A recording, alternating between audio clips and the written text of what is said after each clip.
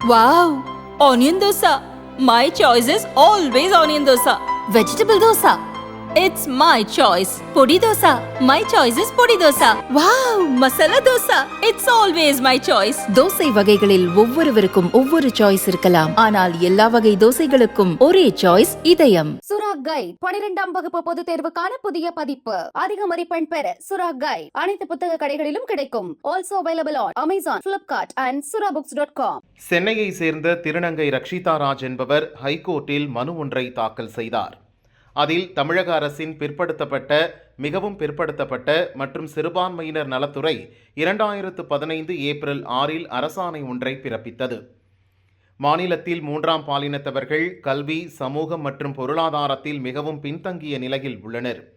அவர்களை எம்பிசி பட்டியலின் கீழ் கொண்டு வந்து இடஒதுக்கீடு வழங்கினால் அவர்களின் அந்தஸ்து மேம்படும் என குறிப்பிடப்பட்டுள்ளது. எந்தவிதமான பாகுபாடின்றி சட்டத்தின் முன் அனைவரும் சமம் என அரசியலமைப்பு சட்டப்பிரிவு 14 சொல்கிறது.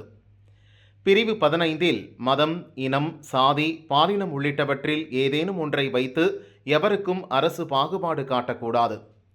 பிரிவு 16 வேலைவாய்ப்பில் அனைவருக்கும் சம வாய்ப்பு வழங்கப்பட வேண்டும். பிரிவு 21 வாழ்க்கை மற்றும் தனிப்பட்ட சுதந்திரத்தை பாதுகாப்பது பற்றியும் கூறப்பட்டுள்ளது. ஆனால் அதற்கு மாறாக இந்த அரசாணை பிறப்பிக்கப்பட்டுள்ளது. இதனால் பட்டியலின சமூகத்தில் பிறந்த 3ஆம் பாலினத்தவர் பாதிக்கப்படுவர். சுப்ரீம் கோர்ட் உத்தரவின்படி கர்நாடக மாநிலத்தில் 3ஆம் பாலினத்தவருக்கு ஜாதிய ரீதியாக இல்லாமல் 1% சிறப்பு ஒதுக்கீடு வழங்கப்பட்டுள்ளது. எனவே அரசியலமைப்புக்கு எதிராக 2015 தமிழக அரசு பிறப்பித்த உத்தரவை ரத்து செய்ய வேண்டும் எனவும் அதில் கூறப்பட்டுள்ளது. இந்த மனு நீதிபதி ஜி.கே. இளந்திரையின் முன் விசாரணைக்கு வந்தது.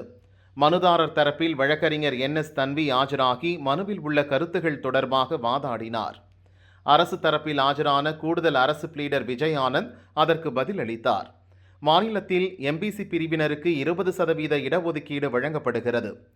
பட்டியலினத்தை சேர்ந்த 3ஆம் பாலினத்தவர்கள் SC/ST சான்றிதழ் வைத்திருந்தால் அவர்கள் அந்தந்த சமூகத்தைச் சேர்ந்தவர் என்று கருதப்படுவர் என தெளிவுபடுத்தும் வகையில் 2017 டிசம்பர் 22 மற்றொரு அரசாணை பிறப்பிக்கப்பட்டது.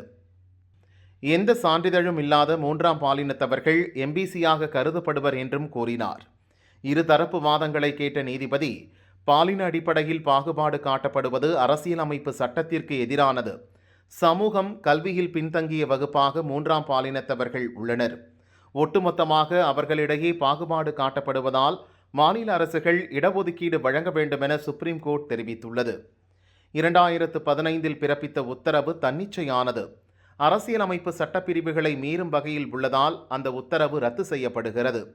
சுப்ரீம் கோர்ட் உத்தரவுக்கு இணங்கும் வகையில் 3ஆம் பாலினத்தவர்களுக்கு 12 வார காலத்துக்குள் ஜாதி ரீதியாக இல்லாமல் சிறப்பு ஒதுக்கீடு வழங்க அரசு நடவடிக்கை எடுக்க வேண்டும் எனவும் நீதிபதி உத்தரவிட்டார்.